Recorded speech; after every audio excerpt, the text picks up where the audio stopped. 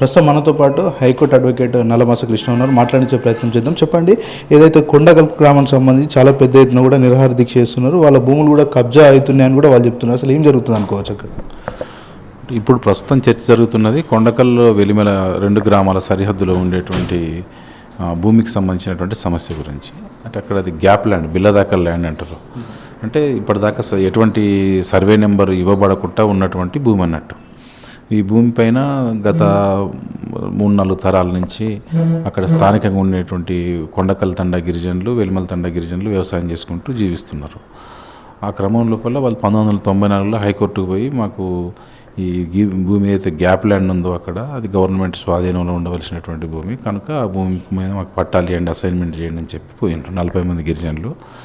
అప్పటి నుంచి ఇప్పటి వరకు వాళ్ళు స్ట్రగుల్ చేస్తూనే ఉన్నారు. అప్పుడు హైకోర్టు డైరెక్షన్స్ కూడా ఇచ్చింది రెవెన్యూ డిపార్ట్మెంట్కి, వాళ్ళకి సంబంధించినటువంటి సమస్య ఏముందో చూడండి, గిరిజనులకు సంబంధించినటువంటి ఇబ్బందులు ఏమైనా చూడండి అని చెప్పినప్పటికీ కూడా ఇప్పటి వరకు వాళ్ళ దరఖాస్తును పరిశీలించలేదు. ఆ రోజు నుంచి ఈ రోజు వరకు కూడా అనేక సందర్భాలలో వివిధ స్థాయిల్లో ఉండేటువంటి రెవెన్యూ అధికారులకు అనేక వినతి పత్రాలు సమర్పించడం, ఫిర్యాదులు చేయటం, వాళ్ళ సమస్యను ఆందోళన ద్వారా తెలియజేయటం అనేది జరిగింది. ఈ సమస్య ఇట్లున్న తర్వాత ఈ క్రమం లోపలనే అక్కడ స్థానికంగా ఈ real estate Hyderabad ring road దగ్గర పక్కన ఉండే భూమి కాబట్టి ఇక్కడ రియల్ ఎస్టేట్ కంపెనీస్ మొత్తం కూడా ఇటు రావటం, సిటీ ఎక్స్పాన్షన్ కావటం వల్ల ఏంటంటే భూముల ధరలు విపరీతంగా పెరిగిపోయినాయి. ఇక్కడ ఎకరాకు 10 నుంచి 15 కోట్లు 20 కోట్ల వరకు వెళ్ళిపోయింది. దీనివల్ల అక్కడ ఉండేటువంటి గిరిజనులకు సంబంధం లేకుండా అక్కడ ఉండేటువంటి రియల్ ఎస్టేట్ కంపెనీలు మొత్తం కూడా వాళ్ళ పేర్లు ఈ గ్యాప్ ల్యాండ్లో వాళ్ళు అనేక సంవత్సరాల నుంచి ఉన్నట్టుగా కొన్ని నివేదికలు తయారు చేసుకొని అక్కడ ఉన్నటువంటి రెవెన్యూ అధికారులతోటి కొల్లుడైపోయి తమ పేరును దాంట్లో ఎక్కించుకొని పట్టాదారు పాస్ పుస్తకాలు తెచ్చుకున్నారు. మొత్తం 85 ఎకరాల భూమి. దాంట్లో ఒక పార్టుకు వెలిమెల తండా వాళ్ళు ఉంటారు, ఇంకొక పార్ట్లో వెలిమెల ఊరోళ్ళు కొంచెం ఉన్నారు, ఇటుపక్క పట్టాల యువతల కొండకల్ తండా వాళ్ళు ఉంటారు. ఈ మొత్తం భూమికి సంబంధించినటువంటిది ప్రభుత్వం కన్సిడరేషన్లో గతంలో ఉండేది కాకుండా ఈ గిరిజనులకు కాకుండా వాళ్ళకి ఈ మధ్యకాలంలో డిసెంబర్ 17వ తారీఖు నాడు కాంగ్రెస్ ప్రభుత్వం పట్టాలు ఇవ్వటం జరిగింది. అయితే ఇంతకు పూర్వము టీఆర్ఎస్ హయాం లోపలనే పట్టాలకు సంబంధించినటువంటి ఏడీ సర్వే కావటము, తర్వాత survey and land records commissioner ఒక నివేదిక పంపటం, జాయింట్ కలెక్టర్ ఇక్కడ నుంచి కొన్ని ప్రొసీడింగ్స్ ఇష్యూ చేయడం, ఇదంతా ఏదైతే దానికి సంబంధించినటువంటి ప్రొసీజర్ ఉందో ఆ ప్రొసీజర్ మొత్తం కూడా టీఆర్ఎస్ హయాంలో బిఫోర్ ఎలక్షన్స్ అయిపోయింది. మరి ఏ కారణం వల్ల ఆలస్యమైంది, ఇంతకాలం ఆలస్యమైంది. మొన్న వీళ్ళకి పట్టాలు ఇష్యూ చేశాను. అసలు ఈ పట్టాలు ఇష్యూ చేసిన విషయం కూడా వీళ్ళకి ఉన్న గిరిజనులకు ఎట్లా తెలుసానంటే వాళ్ళ సమస్య గురించి ఒక పక్క హైకోర్టు లోపల కొట్లాడుతూ ఉన్నారు, రెండో వైపు నుంచి నేషనల్ ఎస్టీ కమిషన్ కూడా సంప్రదించడం జరిగింది. National ST commission July August నుంచి ఆల్మోస్ట్ వీళ్ళ అధికారులను వెంటబడుతూ అసలు ఏం జరుగుతుంది ఇక్కడ అని చెప్పి వాళ్ళు నివేదికలు తెప్పించుకునే పనులు పడ్డారు. ఎస్టీ కమిషను చుట్టూ తిరుగుతూనే జిల్లా కలెక్టర్ సంగారెడ్డి ముఖ్యంగా దీంట్లో పెద్ద భాగస్వామ్యం సంగారెడ్డి జిల్లా కలెక్టర్, సంగారెడ్డి ఆర్డీఓ, తర్వాత ఎంఆర్ఓ రామచంద్రాపురం, వీళ్ళందరూ అంటే పైనుంచి కింది దాకా శ్రీశైలం నుంచి కింది దాకా అందరూ ఉన్నారు. దీంట్లో వీళ్ళు ఉన్నారు, వాళ్ళు లేరని కాదు, అందరు కలిసి చేసిండ్రు. కాకపోతే వీళ్ళు బయటికి మనకు కనపడేటువంటి వాళ్ళు. వీళ్ళు ఆ ఎస్టీ కమిషన్ కేసు అట్లా నడుస్తున్న క్రమం లోపలనే ఇంకా కొద్ది రోజులు అయితే దీని మీద కమిషన్ ఏమైనా ఉత్తర్వులు ఇస్తుంది అనుకున్నారో, లేకపోతే ట్రైబల్స్ తమ హక్కు కోసం ఇంకేమైనా ప్రయత్నాలు చేస్తారని ఏమనుకున్నారో తెలియదు. ఇమీడియట్గా రాత్రి పాస్ పుస్తకాలు వాళ్ళకి ఇష్యూ చేశారు. వాస్తవంగా భూమి స్వాధీనం గిరిజనులకు ఉన్నది. అట్లా ఈ పాస్ పుస్తకాలు ఇచ్చిరనే విషయం తెలిసిన తర్వాత ఆ ప్రొసీడింగ్స్ కాపీలు ఇవ్వండి, పాస్ పుస్తకాలు ఇవ్వండి అని అంటే ఏది లేకుండా అన్నింటిని బ్లాక్ చేసి పెట్టేశారు. దాని మీద స్థానికంగా ఉండేటువంటి గిరిజనులు, అక్కడ ఉండే గ్రామ పెద్దలు, వివిధ రాజకీయ పార్టీలకు సంబంధించినటువంటి వాళ్ళు పోయి అక్కడ రామచంద్రపురం ఎంఆర్ఓ ఆఫీస్ కాడ ధర్నా గిట్లా చేస్తే అక్కడ ఒక ప్రొసీడింగ్ కాపీ ఇచ్చిండు. అసలు ఏం జరిగింది, ఎట్లా జరిగింది ఒక ప్రొసీడింగ్ కాపీ. దానికి 48 గంటలు ధర్నా చేస్తే కానీ ఆ ప్రొసీడింగ్ కాపీ వీళ్ళ చేతికి రాలేదు. ఆ ప్రొసీడింగ్ని బట్టి చూస్తే ఏంటంటే వాళ్ళకి ఇచ్చేసారు. ఇంకా దాని సీలింగ్ యాక్ట్ కింద తీసుకున్న 1100 ఎకరాల భూమి మళ్ళీ ఇట్లా రిజిస్ట్రేషన్ అయితే దాన్ని అంటే చట్టపరంగా అయింది అనుకోవచ్చు, లేకపోతే అక్రమంగా చేసి అనుకోవచ్చు. అంటే ఇప్పుడు మీరు అడుగుతున్నటువంటి కొండకల్ తండకు సంబంధించినటువంటి సమస్య. ఇప్పుడు నేను కేవలం 85 ఎకరాల భూమికి సంబంధించినటువంటిది చెప్పిన, దాని పక్కన ఒక 600 ఎకరాలు అపర్ణ వెంచర్ ఉంటుంది. దాంట్లో ఉన్నటువంటి ఇష్యూస్ మీరు మాట్లాడుతున్నది ఈ సీలింగ్ యాక్ట్ కింద. ఇప్పుడు ఎవరైతే పట్టాలు పొందినరో ఆ పట్టాలు పొందినటువంటి కుటుంబాలు ఎవరు, ఇప్పుడు కావేరీ సీడ్స్ భాస్కర్రావు వాళ్ళ కుటుంబానికి సంబంధించినటువంటి, తర్వాత వీళ్ళ కుటుంబం, ఎవరు విక్రమ్ రెడ్డి కుటుంబం, ఆయన 1975లోనే సర్ప్లస్ ల్యాండ్ డిక్లేర్ చేసిండు. అంటే ఆ రోజు ల్యాండ్ రిఫార్మ్స్ ట్రిబ్యునల్ ముందట వాళ్ళు ఇచ్చినటువంటి నివేదికలో వాళ్ళు ప్రకటించినటువంటి భూమి 1100 ఎకరాలు, ఇంకా ప్రకటించిన భూమి కూడా ఉన్నది. ప్రకటించిన భూమి 1100 ఎకరాల భూమికి వాళ్ళు ఆ రోజు కాంపిటీషన్లకు తీసుకోవటం అనేటువంటి జరిగింది. అదేవిధంగా నిత్యానంద రెడ్డి కుటుంబం అందరికీ వెల్నోన్, ఆయన అరబిందో ఫార్మాకి సంబంధించిన వాళ్ళు 1000 కోట్ల అధిపతులు. సో ఇట్లా ఇందులో ఉండేటువంటి వాళ్ళ అల్లుడు కళ్యాణ్ రెడ్డి అని ఉంటాడు, ఇక్కడ మైఫేర్ వెంచర్స్ అంటే రియల్ ఎస్టేట్ సంస్థ నడుపుతుంటారు. వీళ్ళంతా ఏంటంటే ఇక్కడ గిరిజనులకు సంబంధించినటువంటి వాళ్ళ హక్కు లేకుండా, వాళ్ళ భాగస్వామ్యం లేకుండా ఏకైకైన ప్రభుత్వంతో డైరెక్ట్గా కుమ్మక్కైపోయి ఏది చేస్తే అది నడుస్తున్నటువంటి ఒక పరిస్థితులు ఉన్నారు. ఇప్పుడు మీరు మాట్లాడుతున్నటువంటిదో ఇంకొకటి, ఇప్పుడు నేను మాట్లాడే సబ్జెక్ట్ ఇది కంప్లీట్ ఓన్లీ 85 ఎకరాలు బిల్ల దాఖలాలు అంటే గ్యాప్ ల్యాండ్కి సంబంధించిన విషయమే మీతో మాట్లాడినా. ఈ గ్యాప్ ల్యాండ్ కూడా కొండకల్లు ఊరుకు సంబంధించినటువంటి సంబంధం ఉన్నది. కొండకల్లు ఊరుకు సంబంధించి కొండకల్లు రెవెన్యూ పరిధి లోపల ఉండేటువంటి 600 ఎకరాల భూమికి సంబంధించిన సమస్య ఏంటంటే ఇక్కడ కొండకల్త అంటే ఇప్పుడు ఈ 2 జిల్లాల సరిహద్దు, ఇది సంగారెడ్డికి రంగారెడ్డికి సరిహద్దు, అటు వెలిమల గ్రామ పంచాయతీకి ఇటు కొండకల్ గ్రామ పంచాయతీకి సరిహద్దు. ఈ సరిహద్దులో ఈ నేను మాట్లాడినటువంటి 85 ఎకరాలు మొత్తం కూడా వెలిమల కిందికి వస్తుంది. ఊరేమో ఇటు ఉన్నది, ఒక ఊరు అంటే ఒక తండ, ఇంకో తండ అటు ఉన్నది. అట్లా మొత్తం మీద అన్యాయంగా వాళ్ళ దగ్గర నుంచి భూమిని గుంజుకోవడం జరిగింది. మన 9వ తారీఖు నాడు వాళ్ళు పోలీసుల సహకారంతో వచ్చి మమ్మల్ని భూములకి వెళ్ళగొట్టి వీళ్ళు ఇది చేస్తారని చెప్పి హైకోర్టుకు గిరిజనులు పోతే హైకోర్టు కూడా పోలీసులు ఇంటర్ఫియర్ కావద్దని డైరెక్షన్స్ ఇచ్చినప్పటికీ కూడా వాళ్ళు పెద్దగా ఏం పట్టించుకోలేదు. సరే అన్ని వ్యవస్థలలో ఎట్లుందో ఇక్కడ కూడా గంతే, దాంట్లో పెద్ద తేడేం లేదు. చక్కగా పోలీసు మొత్తం దగ్గరుండి పక్కన నిలబడి ఇవన్నీ కట్టించేసారు గోడలు. దాని మీద కంటెంప్ట్ నోటీస్ కూడా ఇష్యూ చేసినాం. పెద్ద దాని గురించి కూడా పట్టించుకున్నది ఏం లేదు. సరే లీగల్గా ఇంకేం చేయాలి, మేము ఎట్లా చేస్తే వీళ్ళకి న్యాయం జరుగుతుంది అనేటువంటిది చట్టబద్ధంగా ఉన్నటువంటి అవకాశాలు ఏంటి అనేది పరిశీలించి వాటి మీద మేము చేయాల్సిన ప్రయత్నాలు చేస్తాం. అయితే ఈ క్రమంలో అనేక రాజకీయ పార్టీలు కూడా దీంట్లోకి ప్రవేశించి ఇక్కడ జరిగినటువంటి అన్యాయం మీద అనేక మంది మాట్లాడుతున్నారు. ఏం జరుగుతుందో చూడాలి, ఏది బయట జరుగుతుంటారు. ఏదైనా ప్రభుత్వం జరిగినటువంటి అన్యాయం మీద రివ్యూ చేసి గిరిజనులకు న్యాయం చేయడం కోసం సిద్ధం కావాల్సిందే తప్ప ఇక ప్రభుత్వమే గిరిజనులు ఎటైనా పోయినా పర్వాలేదు అని చెప్పి అనుకుంటే వీళ్ళని రక్షించే వాళ్ళు ఎవరు ఉండరు. ఇక కోర్టులు ఉన్నటువంటి ఆప్షన్, ఇక కోర్టుల ద్వారా అనేటువంటిది న్యాయం ఇవాళ జరగాల్సిన న్యాయం 6 నెలలకో ఏడాదికో జరుగుతుంది. ఆ లోపల పుణ్యకాలం గడిచిపోయేటువంటి ప్రమాదం ఉన్నది. ఆ ప్రమాదం జరగకుండా మేము తొందరగా ఎట్లా చేయాలని మా ప్రయత్నాలు మేము చేస్తున్నాం. అక్కడ ఉన్నటువంటి చాలా మంది కూడా సరైన పట్ట కాయిదాలు కూడా లేవు. వాళ్ళకు నామమాత్రంగానే ఆ రోజు పేపర్లు ఇచ్చి ఉండే, వాళ్ళ పరిస్థితి ఎట్లుండబోతుంది రాబోయే రోజుల్లో? ఇక ఇప్పుడు మాట్లాడుతున్న విషయం కొండకల్ తండకు సంబంధించిన విషయం. ఇది కొండకల్ తండకు సంబంధించింది. ఇప్పుడు ఇది 600 ఎకరాల వెంచర్, సర్వే నెంబర్ 350 నుంచి 400 చిల్లర వరకు ఉన్నాయి. ఇలా మొత్తం కూడా ఒకటే, ఇది జాయింట్ ల్యాండ్, ఇదంతా కూడా ఒక చోటనే ఉంటుంది. ఇది కొండకల్ తండన అనుకొని ఉంటుంది మొత్తం పూర్తిగా. అటుపక్క రింగ్ రోడ్డు ఉంటుంది, ఇటుపక్క కొండకల్ తండ ఉంటుంది. అయితే ఇక్కడ ఉండేటువంటి గిరిజనులు కనీసం 3 తరాల నుంచి ఇక్కడ జీవిస్తున్నారు. 3 తరాలు 4 తరాల వాళ్ళు తెలియదు, వాళ్ళకి ఎప్పటి నుంచో ఉంటున్నారు. ఇప్పుడు వాళ్ళ ఉన్నటువంటి ఊరుకు పట్టాలు లేవు. ఉన్న ఊరుకు ఇంటి స్థలాలు కూడా ఇంకొకరి పేరు మీద ఉంది. ఆ ఊరు ద్వారా ఉంటాడు విక్రమ్ రెడ్డి అని, వాళ్ళ పేరు మీద ఉన్నది. కనుక ఇంకా అక్కడి నుంచి వాళ్ళు ఉన్నటువంటి ఇల్లు జాగా కాంచి మూలు పెట్టుకుంటే వ్యవసాయం చేసిన కాడికి, వాళ్ళు పశువులు మేపినటువంటి స్థలాల కాడి నుంచి, వాళ్ళ చెరువుల కాంచి, కుంటల కాంచి, వాళ్ళ సమాధుల కాంచి వాళ్లకు ఇప్పుడు అపర్ణ కంపెనీ చెప్తున్న ప్రకారంగా చట్టబద్ధంగా లాస్ట్కు శ్మశానం కూడా లేదు వాళ్ళకి.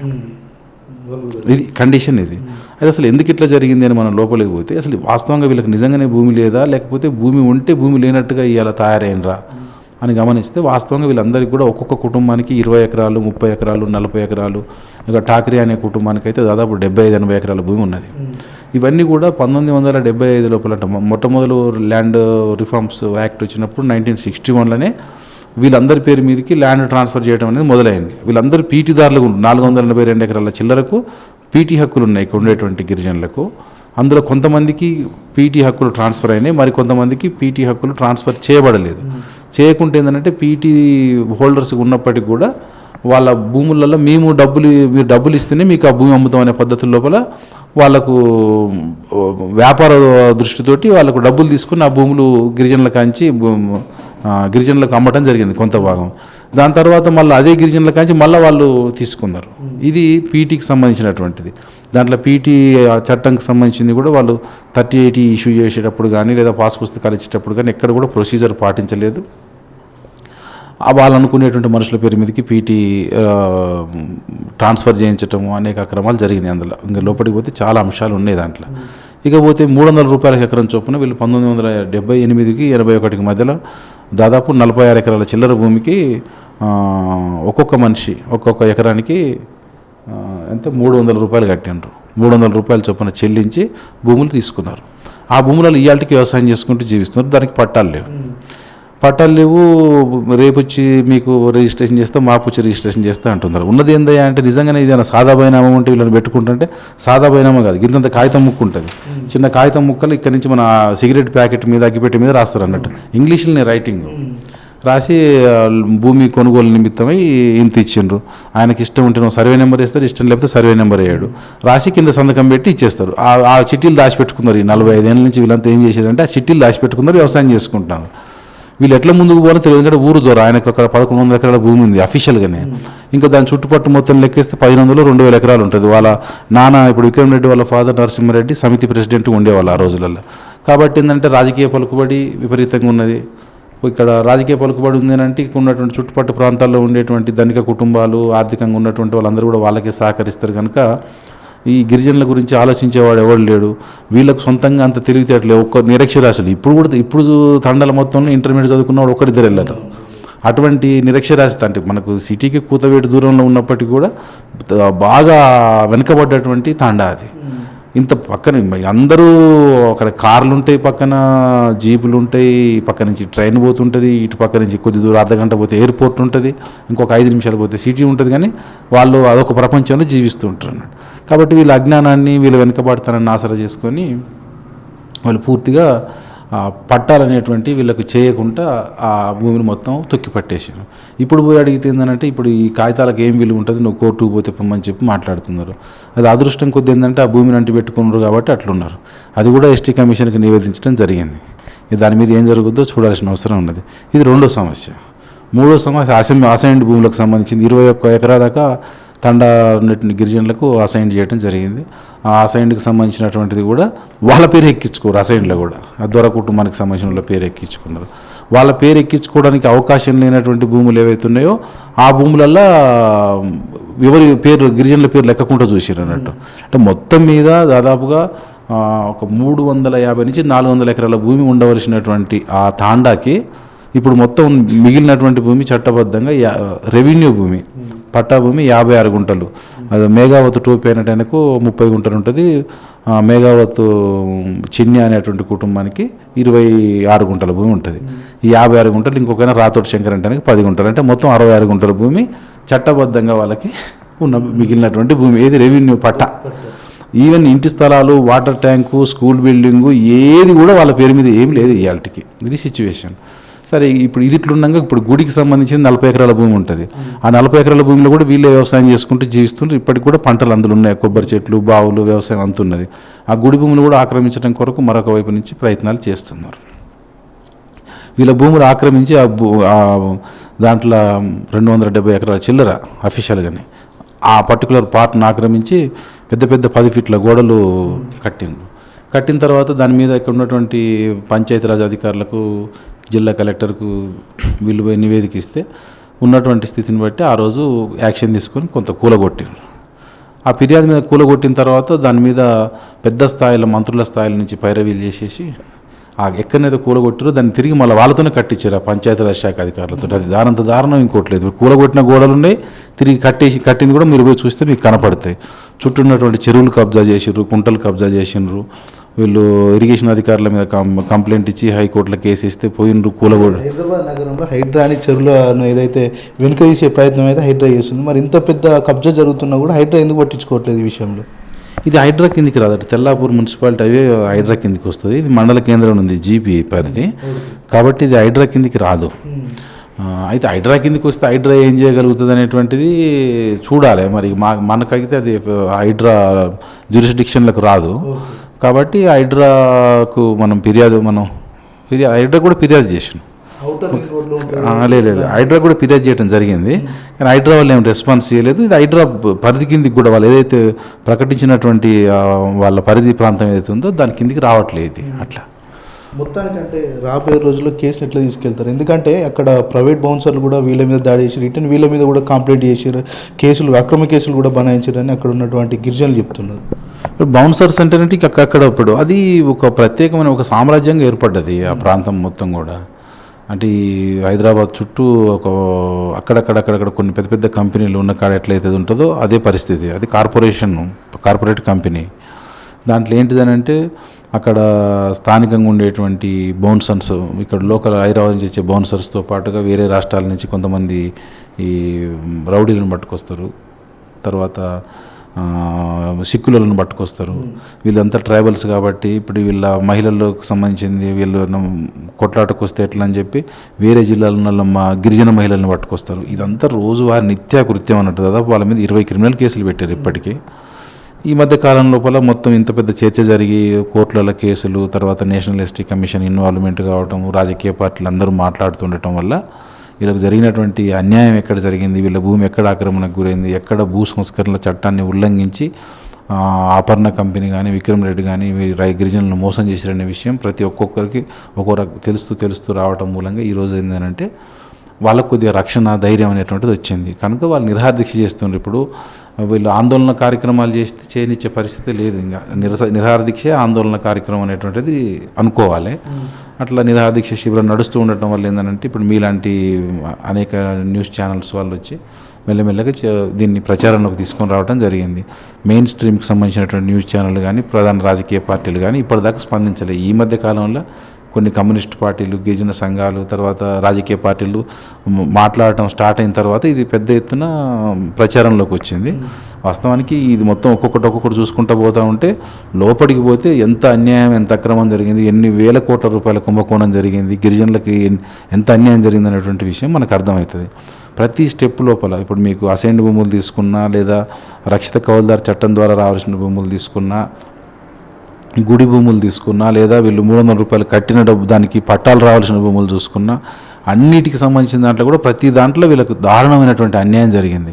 వాస్తవానికి వీళ్ళంతా అక్కడ ఇప్పుడు ఆ మొత్తం తాండాలో ఉన్నటువంటి వాళ్ళందరూ కూడా పేద వర్గాలకు సంబంధించినటువంటి వాళ్ళు, ఇక్కడ ఇళ్లలో పనిచేసుకుని బతికేటువంటి వాళ్ళు తప్ప కొద్దిమంది కొన్ని కుటుంబాలు ఏదో బర్లను ఇంకా డైరీ ఫార్మ్స్ పెట్టుకొని రోజు ఒక 50 లీటర్లు 30 లీటర్ల పాలు అమ్ముకొని వాటి ద్వారా వచ్చే వాటితో జీవనం సాగిస్తున్నారు. నిజానికి వాళ్ళు ఉన్నటువంటి నేల, వాళ్ళ పూర్వీకులు సంపాదించిన ఆస్తి, ఈ రోజుకు వాళ్ళకు చట్టబద్ధంగా రావాల్సిన భూమి కొన్ని కోట్ల రూపాయలు ఉంటుంది. 1 ఎకరా 20 కోట్ల రూపాయల భూమి పెరిగినప్పటికీ కూడా, విలువ ఉన్నప్పటికీ కూడా వాళ్ళకు ఆ ఆస్తిపైన హక్కు లేనటువంటి ఒక పరిస్థితి ఏర్పడ్డది. కనుక ఇది కేవలం చట్టం ద్వారా అమలు చేయడం ద్వారా, కోర్టుల ద్వారా జరిగేటువంటిది న్యాయం మాత్రమే కాదు. ఇక్కడ బయట ఉండేటువంటి సమాజంలో ఉండేటువంటి వివిధ రాజకీయ వర్గాలు కానివ్వండి, మీలాంటి ఛానల్స్ కానివ్వండి, బాధ్యతయుతమైనటువంటి మనుషులు కానివ్వండి, వీళ్ళకి అన్యాయం జరిగింది, ఇంత అన్యాయం జరగడానికి లేదు, వాళ్ళకి న్యాయం దక్కాలని చెప్పి గట్టిగా మాట్లాడగలిగినప్పుడు, లేదా వాళ్ళకు సహకారం అందించగలిగినప్పుడు కొంతవరకు న్యాయం జరిగేటువంటి అవకాశం ఉన్నదనిపిస్తుంది. ఎస్టీ కమిషన్ పిలిచినా కూడా ఇక్కడ ఉన్నటువంటి అధికారులు వాళ్ళకి పూర్తి స్థాయిలో సహకరించట్లేదని కూడా తండవాసులు చెప్తున్నారు. నిజమే అంటారు? ఎందుకంటే కలెక్టర్ వచ్చినప్పుడు ఆర్డీఓ రావట్లేదు, ఆర్డీఓ వచ్చినప్పుడు కలెక్టర్ రావట్లేదు, ఇట్లా ఇబ్బందులకు కూడా గురి చేస్తున్నారని వాళ్ళు చెప్తున్నారు. రావడం లేదు. ఇప్పుడు మొన్న నిజమే, ఇప్పుడు మొన్న 7వ తారీఖు జనవరి రోజు ఢిల్లీలో నేషనల్ ఎస్టీ కమిషన్ దగ్గర మీటింగ్ ఉన్నది. వాస్తవానికి బిలదాకల్ ల్యాండ్ అనేటువంటిది ఒక ప్రధానమైనటువంటి అంశం ఎస్టీ కమిషన్ ముందట. రంగారెడ్డి జిల్లాకు సంబంధించినటువంటి డిస్ట్రిక్ట్ రెవెన్యూ ఆఫీసర్, అదేవిధంగా ఆర్డీఓ, ఎంఆర్ఓ, ఆర్ఐ, మిగతా వాళ్ళందరూ కూడా పోలీస్ ఆఫీసర్స్ కూడా వచ్చిండ్రు, డీసీపీ వీళ్ళంతా వచ్చిండ్రు. సంగారెడ్డి జిల్లా నుంచి ఎవరు రాకపోగా ఏ భూమి మీద అయితే కేసు నడుస్తుందో ఆ భూమిలో అదే పోలీసులు అదే రోజు ఇక్కడనేమో మేము ఎస్టీ కమిషన్ ముందరను అదే భూమిలో వాళ్ళు పని ప్రారంభించారు. పోలీసుల సహకారంతో పని మొదలుపెట్టారు. అసలు ఆ రోజు మాకు మేము ఎస్టీ కమిషన్ కూడా అడిగినాం, అసలు మీ దగ్గరకు వచ్చి జవాబు చెప్పవలసినటువంటి బాధ్యత గల ఆఫీసర్సు ఇది గిరిజనులందరూ వచ్చి ఇక్కడికి వచ్చిండ్రు, ఇక్కడికి వచ్చినటువంటి సందర్భంలో అక్కడ పని మొదలు పెట్టిండ్రు. ఇది అది అక్రమంగా భూములకెళ్ళి నుంచి వాళ్ళని తొలగించి గోడల నిర్మాణం స్టార్ట్ చేసిండ్రు.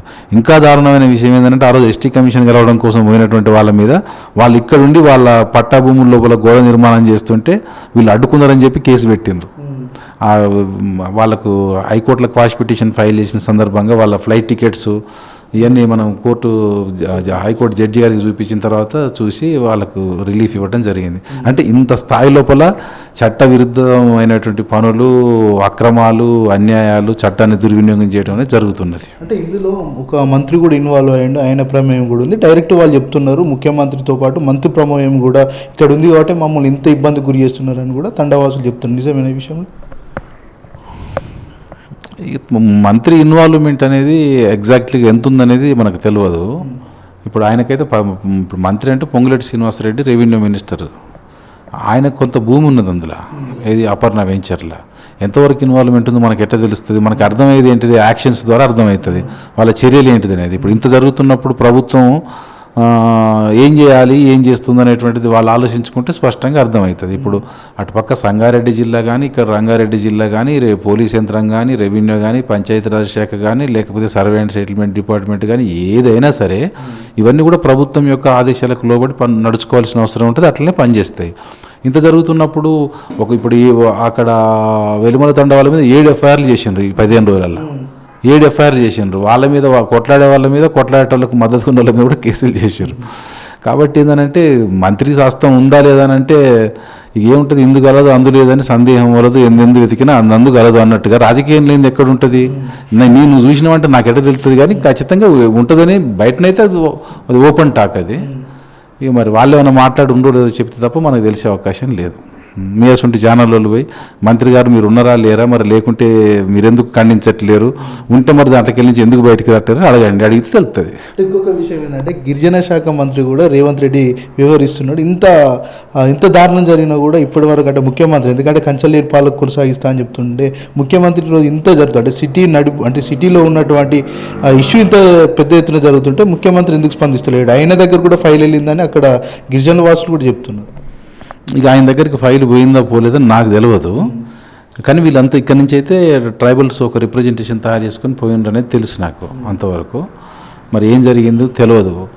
ఇప్పుడు ఏది జరిగినా ముఖ్యమంత్రి అయితే సహజ సిద్ధంగానే బాధ్యత పడవలసినటువంటి అవసరం ఉంటుంది. ప్రభుత్వ నిర్ణయం ఏది చేసినా కింద అది అయినా కూడా క్రెడిబిలిటీ వచ్చినా అంతే ఉంటుంది, డ్యామేజ్ వచ్చినా అంతే వస్తుంది. ఇదైతే డ్యామేజ్, దాంట్లో కూడా ఆయనకు బాగా ఉన్నట్టే కదా.